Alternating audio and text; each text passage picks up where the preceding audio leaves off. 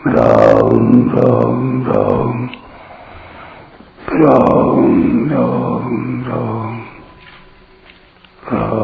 राम राम नारायण नारायण मयि चानन्ययोगेन भक्तिरव्यभिचारिणि विविक्तदेशसेवित्व मरतिर्जनसंसदि। 10वां श्लोक। मेरे में अनन्य योग के द्वारा अव्यभिचारिणी भक्ति का होना, एकांत स्थान में रहने का स्वभाव होना और जन समुदाय में प्रीति का न होना। व्याख्या। मयि चानन्य योगेन भक्तिरव्यभिचारिणी। संसार का आश्रय लेने के कारण साधक का देहाभिमान बना रहता है। यह देहाभिमान अव्यक्त के ज्ञान में प्रधान बाधा है। इसको दूर करने के लिए भगवान यहाँ तत्व ज्ञान का उद्देश्य रखकर अनन्य योग द्वारा अपनी अव्यभिचारिणी भक्ति करने का साधन बता रहे हैं। तात्पर्य है कि भक्ति रूप साधन से भी देहाभिमान सुगमता पूर्वक दूर हो सकता है। भगवान के सिवाय और किसी से कुछ भी पाने की इच्छा न हो, अर्थात भगवान के सिवाय मनुष्य, गुरु, देवता, शास्त्र आदि मेरे को उस तत्व का अनुभव करा सकते हैं तथा अपने बल, बुद्धि, योग्यता से मैं उस तत्व को प्राप्त कर लूंगा। इस प्रकार किसी भी वस्तु, व्यक्ति आदि का सहारा न हो और भगवान की कृपा से ही मेरे को उस तत्व का अनुभव होगा। इस प्रकार केवल भगवान का ही सहारा हो, यह भगवान में अनन्य योग होना है। अपना संबंध केवल भगवान के साथ ही हो, दूसरे किसी के साथ किंचन मात्र भी अपना संबंध न हो, यह भगवान में अव्यभिचारिणी भक्ति होना है। तात्पर्य है कि तत्व प्राप्ति का साधन भी भगवान ही हो और साध्य भी भगवान ही हो, अर्थात तत्व प्राप्ति का उपाय भी भगवान ही हो और उपेय भी भगवान ही हो। यही अनन्य योग के द्वारा भगवान में अव्यभिचारिणी भक्ति का होना है। जिस साधक में ज्ञान के साथ साथ भक्ति के भी संस्कार हों, उसके लिए यह साधन बहुत उपयोगी है। भक्ति परायण साधक अगर तत्व ज्ञान का उद्देश्य रखकर एकमात्र भगवान का ही आश्रय ग्रहण करता है तो केवल इसी साधन से तत्व ज्ञान की प्राप्ति कर सकता है। गुणातीत होने के उपायों में भी भगवान ने अव्यभिचारिणी भक्ति की बात कही है। यहाँ एक शंका होती है, यहाँ तो भक्ति से तत्व ज्ञान की प्राप्ति बताई गई है और 18वें अध्याय के 54वें 55वें श्लोकों में ज्ञान से भक्ति की प्राप्ति कही गई है, ऐसा क्यों? इसका समाधान यह है कि जैसे भक्ति 2 प्रकार की होती है, साधन भक्ति और साध्य भक्ति, ऐसे ही ज्ञान भी 2 प्रकार का होता है, साधन ज्ञान और साध्य ज्ञान। साध्य भक्ति और साध्य ज्ञान दोनों तत्वतः एक ही हैं। साधन भक्ति और साधन ज्ञान ये दोनों साध्य भक्ति अथवा साध्य ज्ञान की प्राप्ति के साधन हैं। अतः जहाँ भक्ति से तत्व ज्ञान की प्राप्ति की बात कही है, अर्थात जहाँ भक्ति से साध्य ज्ञान की प्राप्ति की बात कही है, वह भी ठीक है, और जहाँ ज्ञान से पराभक्ति की प्राप्ति की बात कही है, अर्थात साध्य भक्ति की प्राप्ति की बात कही है, वह भी ठीक है। अतः साधक को चाहिए कि उसमें कर्म, ज्ञान अथवा भक्ति जिस संस्कार की प्रधानता हो, उसी के अनुरूप साधन में लग जाए। सावधानी केवल इतनी रखे कि उद्देश्य केवल परमात्मा का ही हो, प्रकृति अथवा उसके कार्य का नहीं। ऐसा उद्देश्य होने पर वह उसी साधन से परमात्मा को प्राप्त कर लेता है। दूसरी शंका यह है कि भगवान ने ज्ञान के साधनों में अपनी भक्ति को किस लिए बताया? क्या ज्ञान योग का साधक भगवान की भक्ति भी करता है? इसका समाधान यह है कि ज्ञान योग के साधक जिज्ञासु 2 प्रकार के होते हैं, भाव प्रधान, भक्ति प्रधान और विवेक प्रधान अर्थात ज्ञान प्रधान। भाव प्रधान जिज्ञासु वह है जो भगवान का आश्रय लेकर तत्व को जानना चाहता है।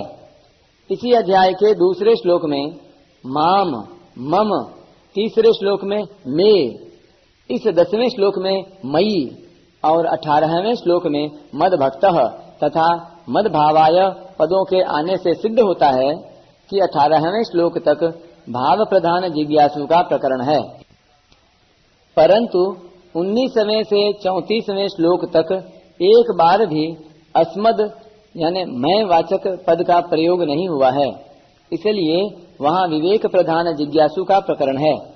अतः यहाँ भाव प्रधान जिज्ञासु का प्रसंग होने से ज्ञान के साधनों के अंतर्गत भक्ति रूप साधन का वर्णन किया गया है। दूसरी बात, जैसे सात्विक भोजन में पुष्टि के लिए घी या दूध की आवश्यकता होती है, तो वहाँ घी और दूध सात्विक भोजन के साथ मिलकर भी पुष्टि करते हैं और अकेले अकेले भी पुष्टि करते हैं। ऐसे ही भगवान की भक्ति ज्ञान के साधनों में मिलकर भी परमात्मा प्राप्ति में सहायक होती है और अकेली भी गुणातीत बना देती है। पातंजल योग दर्शन में भी परमात्मा प्राप्ति के लिए अष्टांग योग के साधनों में सहायक रूप से ईश्वर प्रणिधान अर्थात भक्ति रूप नियम कहा है और उसी भक्ति को स्वतंत्र रूप से भी कहा है। शौच संतोष तपः स्वाध्यायेश्वर प्रणिधानानि नियमः ईश्वर प्रणिधानाद् वा। इससे सिद्ध होता है कि भक्ति रूप साधन अपनी एक अलग विशेषता रखता है। इस विशेषता के कारण भी ज्ञान के साधनों में भक्ति का वर्णन किया गया है। विवेक प्रधान जिज्ञासु वह है जो सत असत का विचार करते हुए तीव्र विवेक वैराग्य से युक्त होकर तत्व को जानना चाहता है। विचार करके देखा जाए तो आजकल आध्यात्मिक जिज्ञासा की कमी और भोगासक्ति की बहुलता के कारण विवेक प्रधान जिज्ञासु बहुत कम देखने में आते हैं। ऐसे साधकों के लिए भक्ति रूप साधन बहुत उपयोगी है।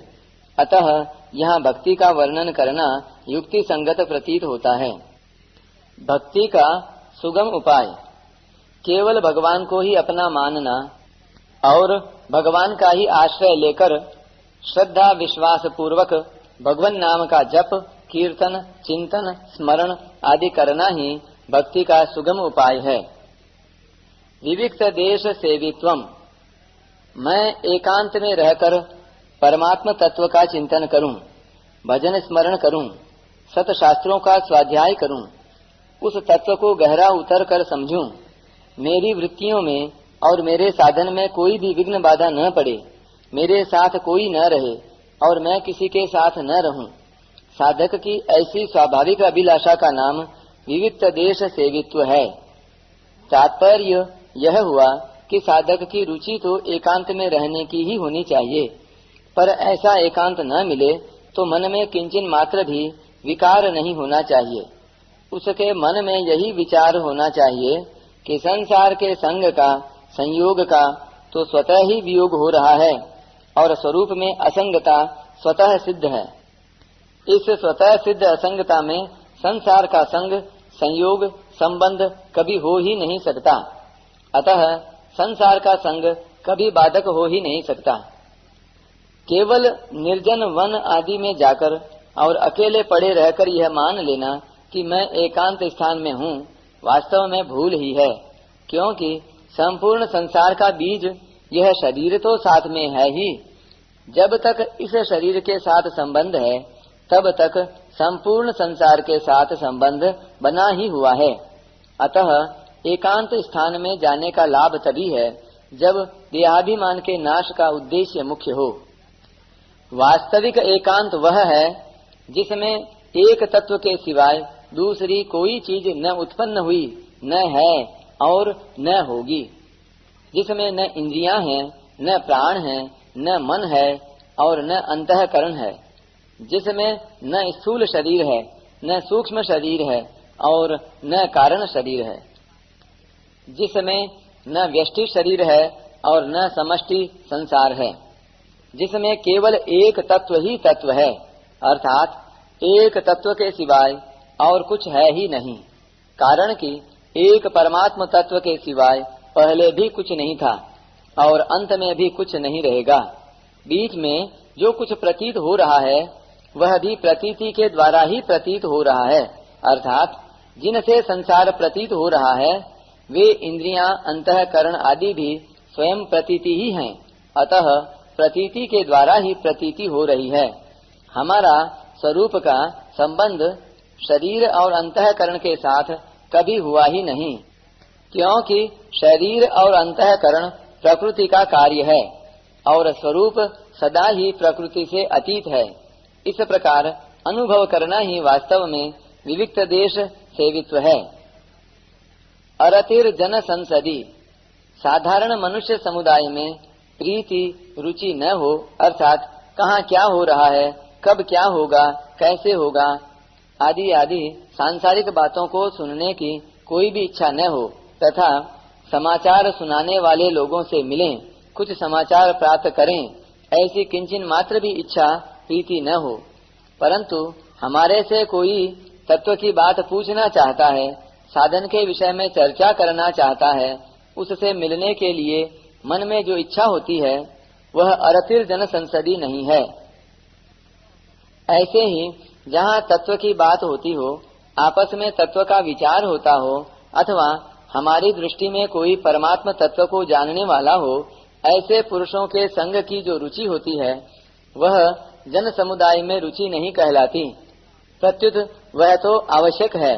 कहा भी गया है, संगः सर्वात्मना त्याज्यः स चेत् त्यक्तुं न शक्यते स सद्भिः सह कर्तव्यः सताम संगो ही भेषजम्, अर्थात आसक्ति पूर्वक किसी का भी संग नहीं करना चाहिए, परंतु अगर ऐसी असंगता न होती हो तो श्रेष्ठ पुरुषों का संग करना चाहिए, कारण कि श्रेष्ठ पुरुषों का संग असंगता प्राप्त करने की औषध है।